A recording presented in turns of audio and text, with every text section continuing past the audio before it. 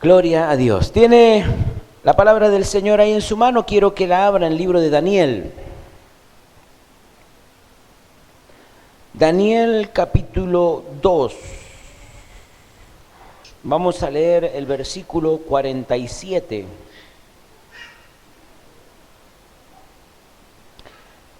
Daniel capítulo 2, versículo 47, leemos en el nombre del Señor. Amén.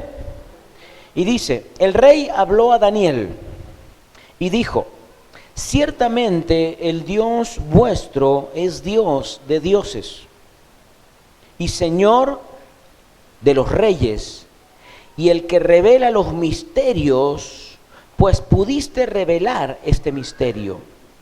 Entonces el rey engrandeció a Daniel y le dio muchos honores y grandes dones, y le hizo gobernador de toda la provincia de Babilonia, y jefe supremo, de todos los sabios de Babilonia. Y Daniel solicitó al rey y obtuvo que pusiera sobre los negocios de la provincia de Babilonia a Sadrach, Mesach y Abednego, y Daniel estaba en la corte del rey. Señor, bendecimos tu nombre y te exaltamos. Toda la gloria, toda la honra, toda la alabanza es para ti.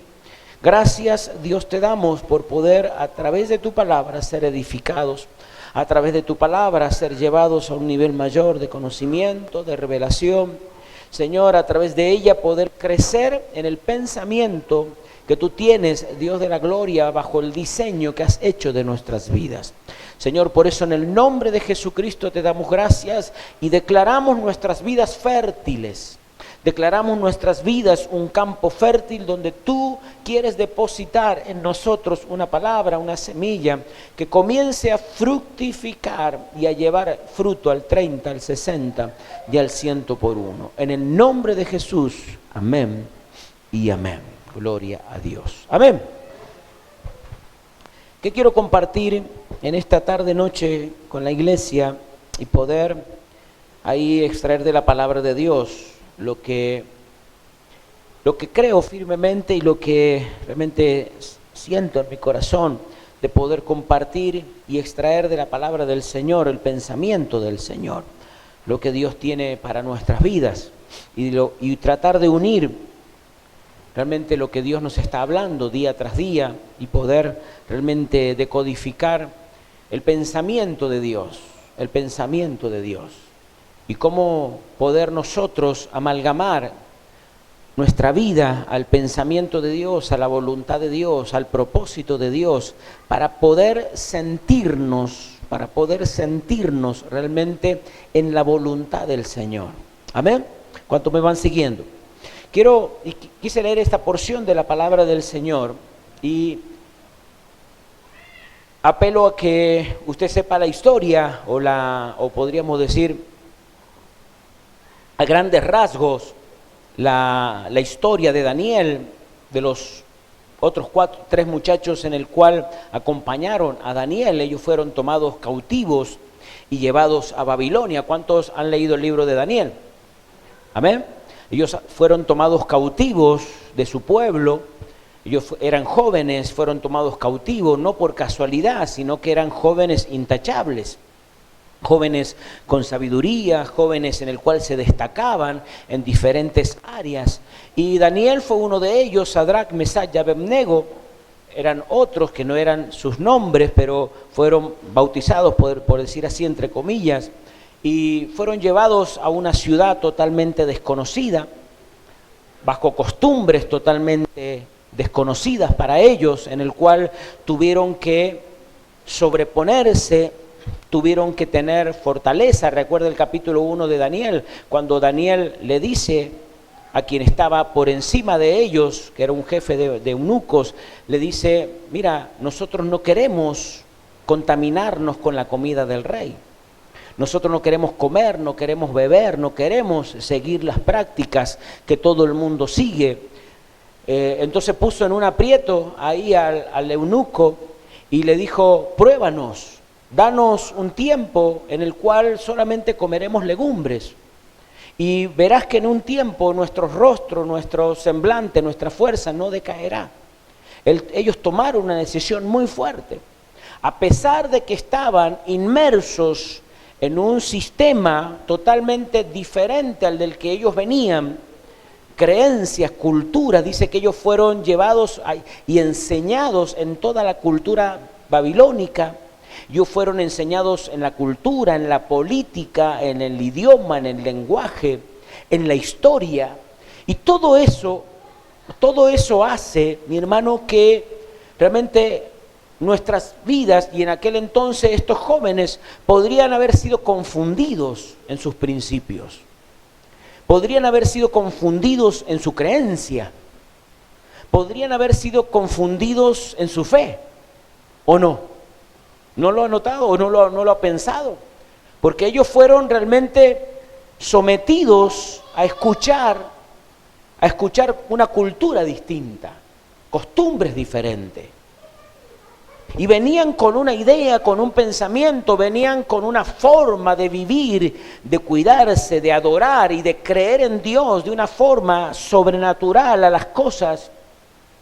Y fueron sometidos a enseñanza, fueron sometidos a ideologías, fueron sometidos a cultura, fueron sometidos a política diversas, en el cual ellos tuvieron que aferrarse a lo que sentían en su corazón, en su espíritu, y aferrarse en lo que creían, en lo que sostenía su vida.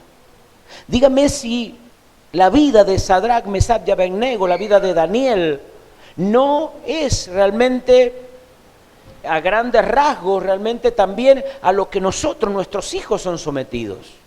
Y que muchas veces no nos damos cuenta, pero vivimos constantemente bajo una lluvia de información que lo que quiere hacer es lo que el enemigo trató de hacer con esta gente, con estos muchachos.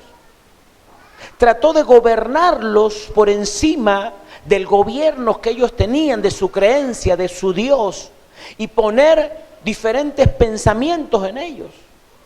El hecho de la cultura que tenían los babilónicos chocaba frontalmente con la cultura de la cual ellos venían.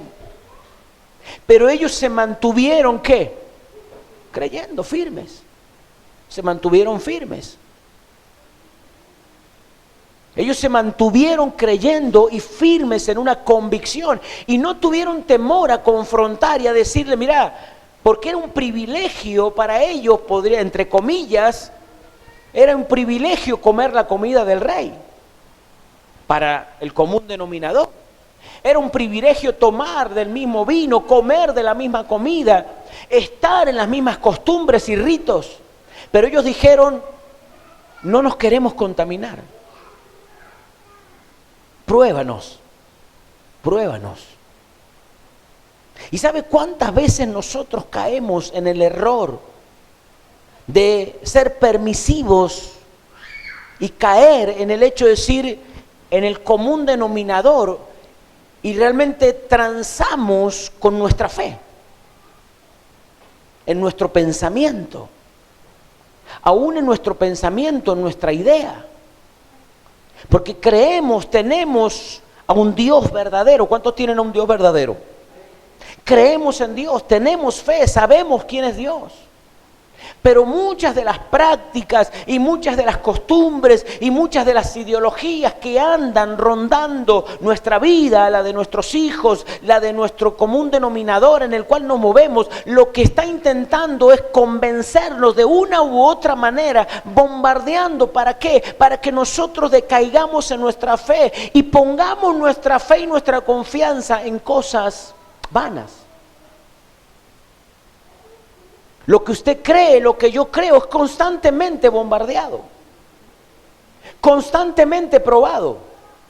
Lo que usted recibe, yo decía recién, lo que constantemente estamos recibiendo, siendo ministrados, enseñados en la palabra, también eso es probado. También eso es probado. Somos probados por la palabra, somos probados por lo que recibimos, somos probados por la administración que recibimos. Pero muchas veces no nos damos cuenta y no salimos aprobados. ¿Por qué? y porque no pusimos en práctica lo que aprendimos, lo que se nos enseñó. Porque yo quiero decirle algo, nunca una prueba llega a nuestras vidas sin antes haber venido la enseñanza. Nunca.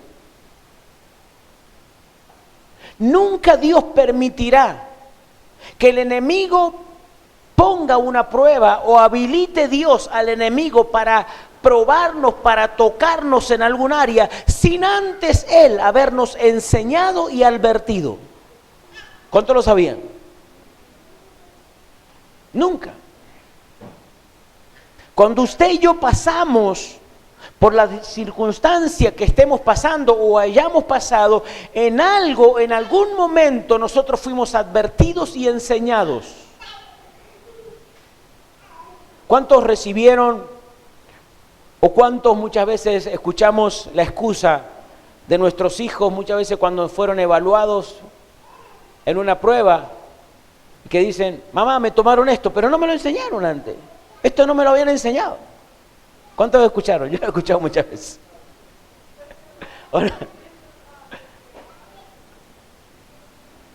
¿Sabe que usted, por ejemplo, a lo mejor no implícitamente, pero muchas veces, ¿cuál es el error del padre? No saber cuál es el programa.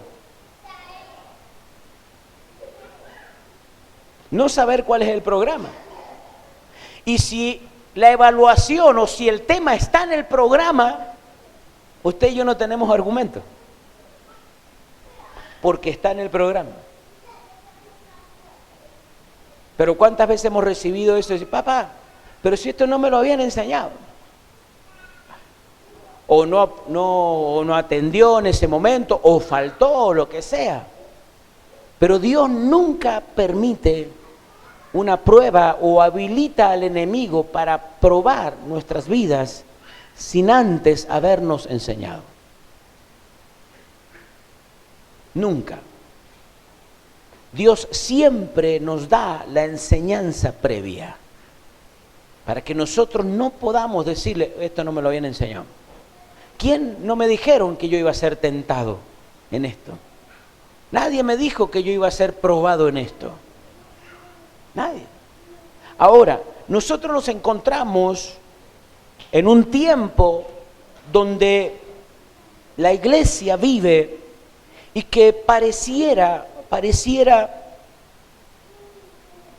que el enemigo fuera como teniendo más auge o el enemigo fuera ganando la batalla. ¿Cuánto muchas veces se le ha pasado ese pensamiento?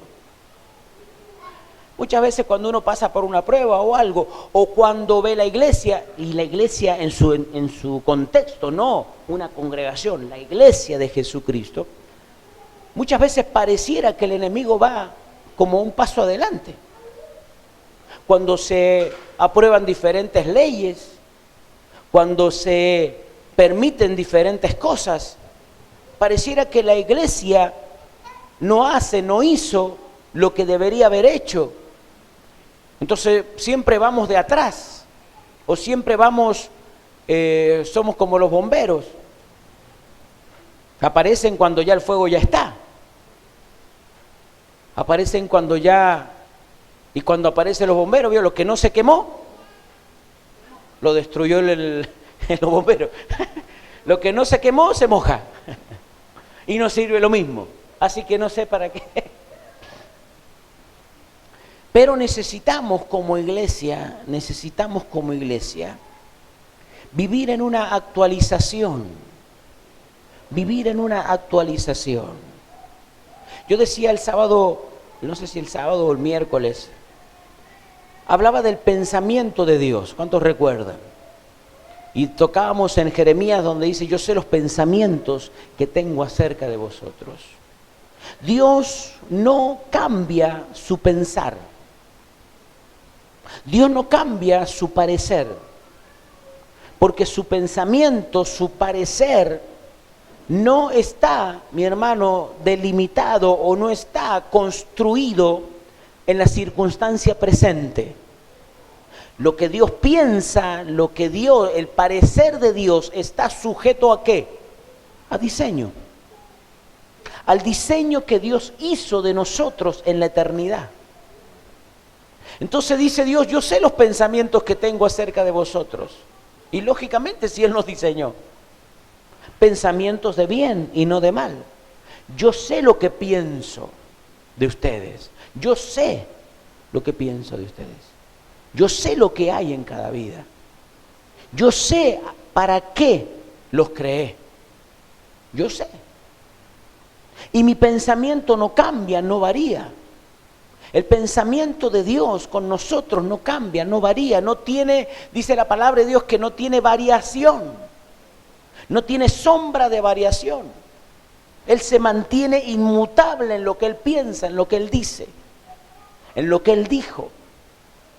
Ahora, mi hermano, cuando usted y yo vemos la historia en la cual nos queremos sumergir unos minutos, vemos a cuatro jóvenes, en el cual a uno, en relevancia, a Daniel, que él interpreta. Usted lea los versículos anteriores, todo el capítulo 2, y dice la palabra de Dios que dice que no se halló entre todos los sabios que tenía Babilonia, fueron probados. Cuando dice la palabra de Dios que fueron presentados ante el rey, ellos fueron probados en todo, como los demás. Y dice que no se halló sabiduría como la de Daniel, no se halló sabiduría como la de Sadrach, Mesach y Abednego. Dice que ellos sobresalían en todo, en el consejo, en la dirección, en lo que ellos tenían. Ellos sobresalían 10 veces más. Imagínense que fueron probados de forma extraordinaria. Puestos, mi hermano, en su parecer, en su forma, qué pensaban, qué dirían de esto, de aquello, del conocimiento en el cual también fueron enseñados 10 veces más. Aún sabiendo que lo que estaban siendo ministrados podía perjudicarlos, pero aún sabiendo eso, ellos fueron sabios y sabían más, 10 veces más que aún los de los mismos babilónicos. Ahora, dice la palabra de Dios que el rey Nabucodonosor sueña uno de tantos sueños. Usted lea el sueño. Y no se hallaba en Babilonia, no se hallaba en todo su séquito quien pudiera interpretárselo. Muchos le decían diferentes cosas, pero dice que fue llegado a los oídos de Nabucodonosor diciendo, ay, yo sé quién puede interpretarte el sueño. Yo sé quién puede interpretarte el sueño. Y fue llamado Daniel. Y dice que Daniel escuchó de voz del rey lo que él había soñado. Lo que él había soñado tenía que ver con su reino, lo que había soñado tenía que ver con su futuro, lo que él había soñado tenía que ver con sus enemigos. El misterio era grande para el rey, porque no era un misterio solamente personal, era un misterio personal, era un misterio gubernamental, era un misterio de futuro en cuanto a su reinado. Y no hallaba quien se lo interpretara el sueño. Habían figuras, había esto, había aquello, en el cual nadie le podía interpretar. Mi hermano, lo que yo quiero decirle en pocos minutos es que usted y yo necesitamos, en este tiempo en el cual nos estamos moviendo, de poder saber interpretar. Porque si no podemos interpretar, si no aprendemos a interpretar y a buscar, inquirir y a buscar en Dios, mi hermano, seremos sorprendidos por diferentes cosas.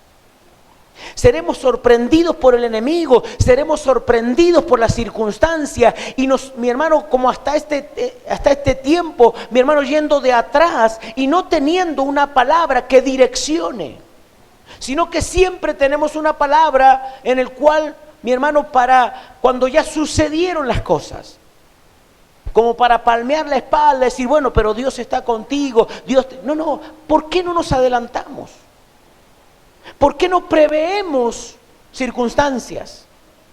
¿Por qué no somos una iglesia en la cual pueda ver más allá y prever y tomar, mi hermano, recaudos en el hecho de decir, pastor, o ponernos de acuerdo, decir, mira, Dios me está mostrando algo y tal tiempo Dios va a permitir que pase algo. Tenemos que preverlo. ¿Cuánto me van siguiendo? Y es lo que Dios está demandando. Una iglesia, como dice Deuteronomio, que Dios nos ha puesto y nos ha dado como cabeza y no como cola. Y ser cabeza implica prever.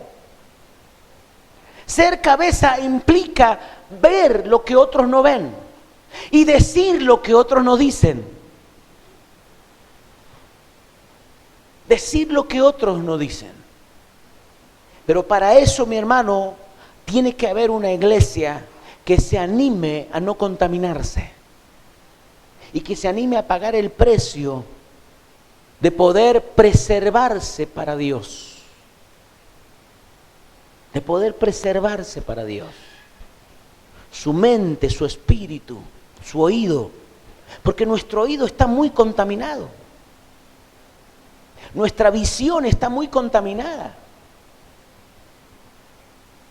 Nuestro oído está muy contaminado. Mi hermano, nuestros hijos están siendo contaminados por muchas cosas. Por modas, por costumbres, por diferentes modismos, por diferentes lenguajes. ¿O no? Por diferentes formas. En el cual las vemos como hasta risueñas algunas. Vez pasada, bueno, hace tiempo atrás, recuerda que apareció la moda, podríamos decir así, de los pantalones a mitad de cachete. ¿Se recuerda? Que los jóvenes se podían las bermudas y se veía la mitad del...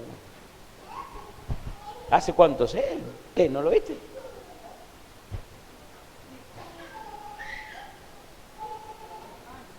Sí, 10 años fácil, 10, 8 años atrás. Apareció esa moda, esa forma. Y muchos la hacían o muchos pareciera que era como normal. Y sin saber en profundidad la historia, de dónde nacía o qué es lo que quería decir. ¿Y usted sabe lo que quiere decir? ¿Sabe que esa moda de andar con los pantalones ahí a la mitad de los cachetes, que se le veía la ropa interior a los hombres? Esa moda nació en una penitenciaría en Estados Unidos. Y cuando eso nace, lo usaban realmente los homosexuales. Y cuando ellos se ponían el pantalón a mitad de cachete, estaban como los taxistas, libres.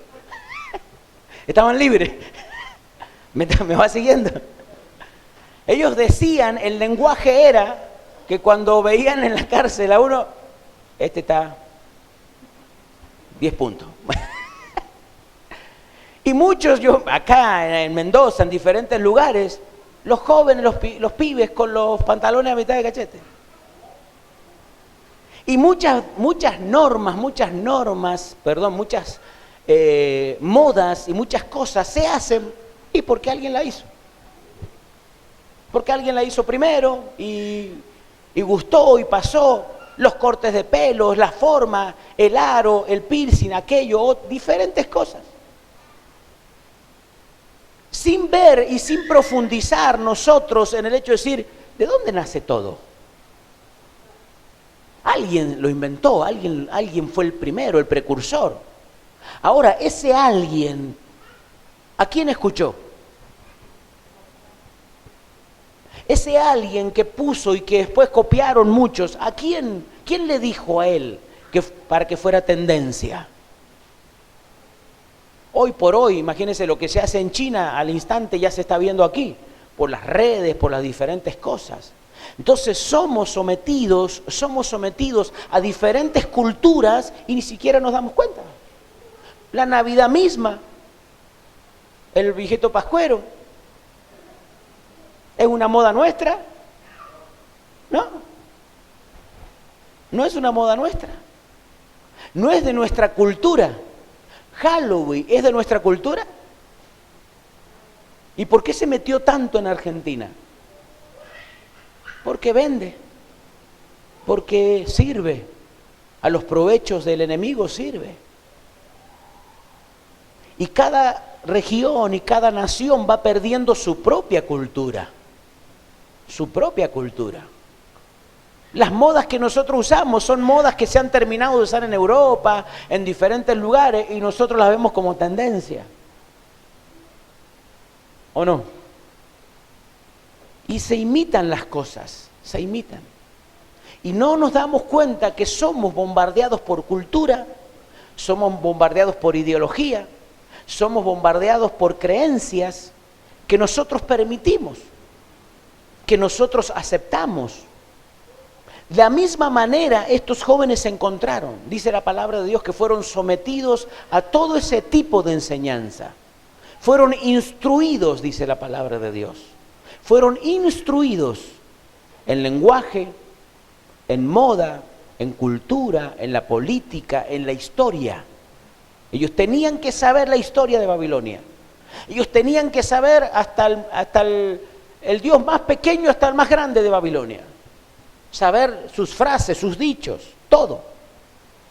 Pero ellos se propusieron no contaminarse con la comida del rey. En esto es con todo lo que el sistema les proveía. ¿Sabe que lo que Dios está levantando es una iglesia que se proponga no contaminarse con todo lo que el enemigo le propone? Dios está levantando esa iglesia. Por eso es la enseñanza, por eso es la administración, por eso es el hecho de que Dios nos está llevando en el conocimiento de su palabra. Dios nos está llevando a que podamos proponernos,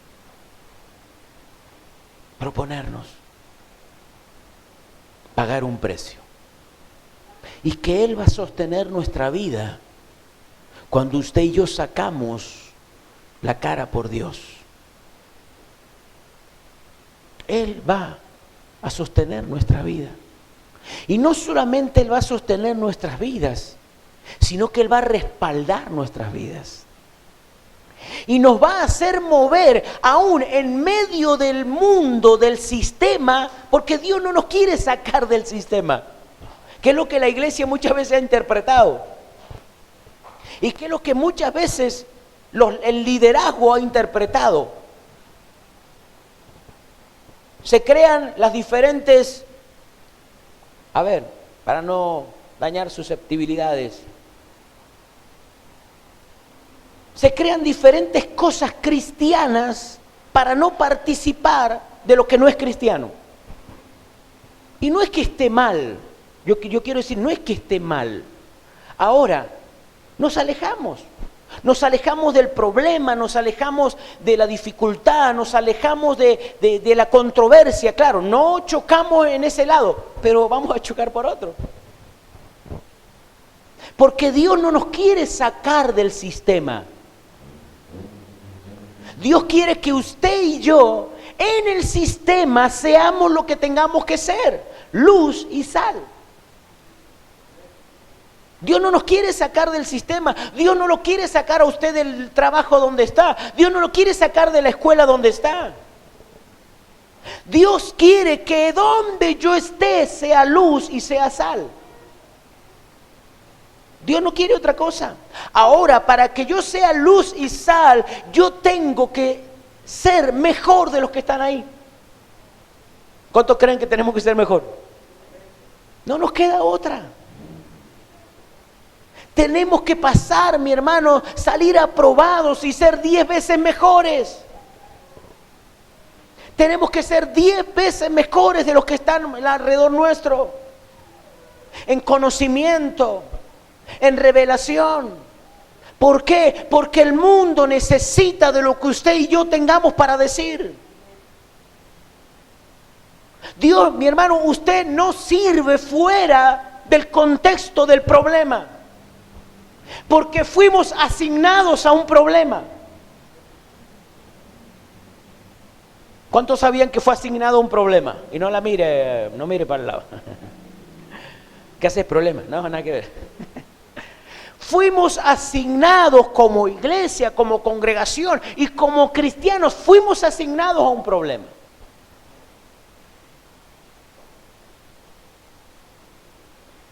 Fuimos llamados, asignados, Dios nos puso. ¿Por qué? Porque donde nos movemos hay conflicto.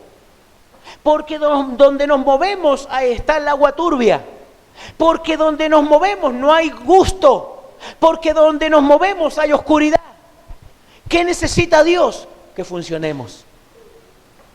¿Qué necesita Dios? Que funcionemos. Donde hay oscuridad, ¿qué tenemos que hacer? Alumbrar. Donde no hay sabor, ponerle sabor. Bueno. Donde no hay sabor hay que ponerle sabor. Donde hay oscuridad hay que dar luz. Donde hay mentira hay que poner verdad. Pero para eso, mi hermano, es inevitable la confrontación. Pero no la confrontación de decir, no, yo tengo la verdad, no. Yo no lo veo a Daniel en ningún momento confrontando, diciendo, no, mi verdad es mi verdad. En ningún momento. No veo a Daniel en ningún momento sacando chapa de sabio. No lo veo a Daniel en ningún momento vendiendo lo que él tiene. Al contrario, cuando había un problema, ni se enteraba. Pero como nadie lo podía solucionar, siempre alguien decía, yo conozco a alguien. ¿Y a quién llamaban? A Daniel. A Daniel. ¿Qué le pasó a José? Cuando tuvo, mi hermano, las diferentes situaciones. El rey no hallaba quién le interpretara el sueño. Y el que había estado con él, en el cual había recibido de José un consejo y una revelación de un sueño también, se acordó de José.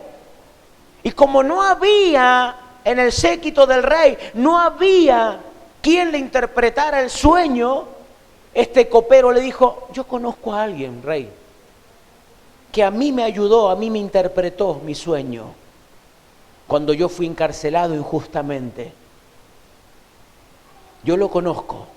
Y dice que fue llamado José y puesto delante del rey. Y dice que el rey le contó sus sueños y él le dijo, lo que tú has soñado es esto y esto. Eso es extraordinario. ¿Cuántos quieren eso? Mi hermano, misterios.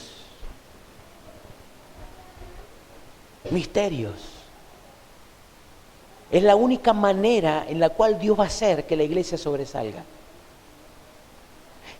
Una iglesia y cristianos comunes como usted y como yo, que se animen a pagar un precio distinto, pero que se animen a pasar tiempo con Dios para interpretar misterios. ¿Y sabe cómo pasa eso? ¿Sabe cuántas dificultades usted y yo tenemos inconclusas que no sabemos cómo solucionarlas? ¿O no se ha dado cuenta que hay situaciones en su vida que las vive repitiendo? Que son como ciclos, mi hermano, viciosos. Que pasa un tiempo y vuelta. Es un misterio. Ahora, ¿no se le ha ocurrido que a lo mejor lo que usted tiene que pedir a Dios no es la solución del problema, sino la revelación del misterio?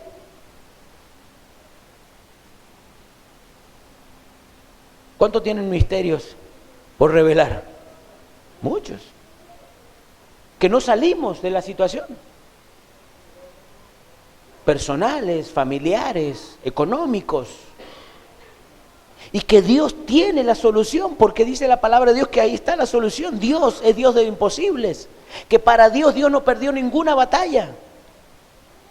Ahora, ¿por qué el cristiano, por qué la iglesia de Jesucristo pasa por diferentes situaciones? Porque no sabe resolver misterios. Porque no sabemos resolver los misterios. y resolver los misterios y aún estar, mi hermano, en condiciones de poder resolver misterios ajenos, también hace, mi hermano, que su vida y la mía sea puesta en honra. Dice la palabra de Dios que cuando Daniel interpretó el sueño, dice: y el rey habló a Daniel y dijo: ciertamente el Dios vuestro es Dios de dioses y Señor de los reyes, y Él revela los misterios, pues pudiste revelar este misterio. Entonces el rey engrandeció a Daniel. Entonces el rey engrandeció a Daniel, le dio talentos, le dio dones, le dio, mi hermano, dinero para que se moviera, le dio poder para que se moviera. Más allá, después usted seguirá leyendo y tendrá las diferentes pruebas que pasaron también. Pero mi hermano, usted y yo estamos asignados a situaciones.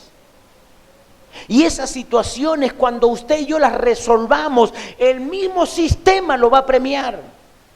Pero andamos mendigando cosas porque no sabemos ni siquiera cómo resolver nuestra propia vida. Imagínense si fuimos asignados a otros. Pero usted y yo fuimos asignados a problemas, a dificultades. Para David, Desiree está tocando todas las diferentes etapas del rey David. Pero para David, el león fue una asignación. El oso fue una asignación. Goliat fue una asignación, en la cual él fue asignado. Después de la unción, después del llamamiento que se activó espiritualmente en David, vinieron las diferentes pruebas para ver en quién creía. El león no fue antes de la unción, el oso tampoco fue antes de la unción. Hay un llamado en su vida y en la mía, hay una unción que ha habido sobre nosotros. Y que muchas de las situaciones y muchas de las circunstancias, mi hermano, que pasamos y atravesamos, tiene que ver con ese diseño eterno que en el cumplimiento que hoy, en el tiempo de hoy, se está cumpliendo. Pero era mejor estar ahí pasivo, ser uno más del montón. No teníamos tantos problemas. Pero cuando usted y yo, mi hermano, hemos sido asignados y el tiempo ha transcurrido y llegó un tiempo del cumplimiento del diseño de Dios, por más que usted esté bajo una piedra, Dios lo va a exponer. Dios lo va a exhibir. Es inevitable. Pero dice la palabra de Dios que Dios, mi hermano, utiliza todo lo que está a nuestro alrededor para bendecir nuestra vida. Y si hay algo en el pensamiento de Dios, mi hermano, es que usted y yo podamos vivir en bendición. Vivir en bendición. Para eso fuimos asignados. Pero necesitamos resolver misterios. Mi hermano, necesitamos imperiosamente que Dios nos dé la sabiduría, la revelación para resolver misterios. Primera de Corintios dice que para este tiempo, para los hijos de Dios, cosas que ojo no vio ni oído yo, ni siquiera han subido en corazón de hombre, son las que Dios ha preparado para los que le aman. Pero lo más interesante no está en ese versículo, sino está en el versículo que sigue, que dice: pero Dios nos las reveló al Espíritu. Esas cosas que nadie ha visto, esas cosas que nadie ha sentido, esas cosas que ni siquiera están en el corazón de los hombres, ya están dentro tuyo. Porque están en tu espíritu. Ahora, para eso hay que decodificarlo. Y la única manera es hablar el mismo lenguaje que Dios está hablando. Hablar el mismo lenguaje. Mi hermano, cierro con esto. ¿Sabe que ¿Cuántos conocen cuando dice la palabra de Dios en Génesis, la torre de Babel? ¿Conocen la historia? Dice que el hombre no tenía nada que hacer y se le ocurrió hacer una torre para llegar al cielo, para estar lo más cerca de Dios. Porque siempre el hombre vio que es ocioso. Cuando está ocioso, piensa de más. Y se le ocurrió a los hombres hacer una torre. ¿Por qué no hacemos una torre y llegamos hasta el cielo para estar lo más cerca de Dios?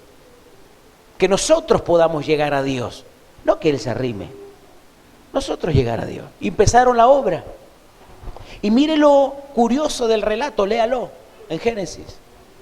Lo curioso del relato dice que Dios miraba, porque Dios descendía y miraba la obra de los hombres. Y Dios dice, voy a confundir las lenguas, le dice a su siervo, voy a confundir la lengua porque los hombres han comenzado la obra y no hay nada que los haga desistir. Eso dice textual. Los hombres han comenzado la obra y no hay nada, Dios dice, no hay nada que los haga desistir de lo que están haciendo. Dígame si eso no es llamativo. ¿Cómo hizo Dios para hacerlos desistir? Porque no le quedó otra a los hombres. No es que desistieron, no les quedó otra. Porque para la obra que ellos estaban haciendo necesitaban a todos. ¿Qué hizo Dios? Los hizo hablar diferentes lenguajes. Y no se entendían entre ellos. Entonces, ¿qué hicieron? Se empezaron a dividir, a separar. Y se empezaron a juntar los que hablaban una lengua por allá, castellano por allá, los que hablaban francés por allá, los que hablaban inglaterraqueo por allá. Bueno, los que hablaban diferentes lenguas y dialectos se comenzaron a juntar. Y cuando se juntaron, no es que siguieron porque no se podían entender, porque todavía no había los traductores, sino que ¿qué hicieron? Se separaron. Se separaron, cada uno se fue por diferentes lugares. ¿Sabe cuándo vino la solución a ese problema? ¿Cuándo vino la solución a ese problema? Porque fue un problema. ¿Cuándo vino la solución a ese problema? Vamos, los lectores. Ah, por eso. Vamos. ¿Por qué cree usted?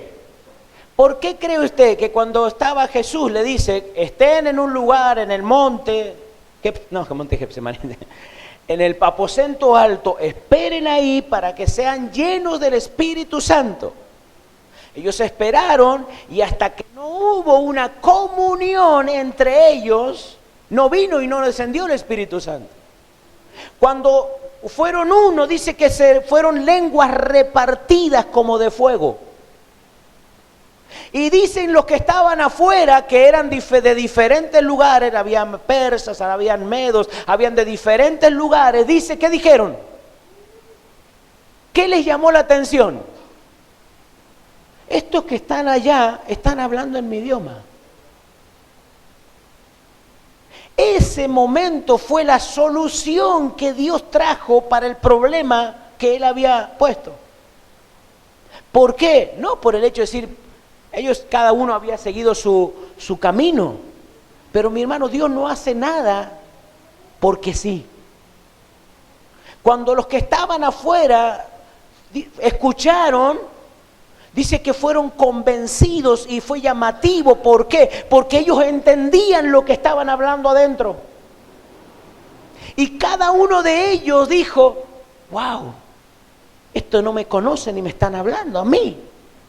Y ahí fue cuando Pedro sale y dice que su predicación fue más de 5,000 postrados delante de la presencia de Dios. Y todos entendieron a Pedro. No que habló a un par. Mira lo que hace Dios. Todos entendieron el lenguaje de Pedro. No sé si Pedro habrá hablado en todas las lenguas. Me imagino que sí. Porque para Dios no es un problema el idioma. Porque lo creó Él. Para Dios no es un problema el idioma. Por eso dice Dios, cuando vayas a tal lugar, no te hagas problema en que, cómo vas a decir, qué vas a decir. ¿Para cuánto es un problema el idioma? ¿Cuánto necesitan rendir inglés? ¿Sabe por qué es un problema el idioma? Porque para nosotros es extraño, pero ¿sabe que para su espíritu no?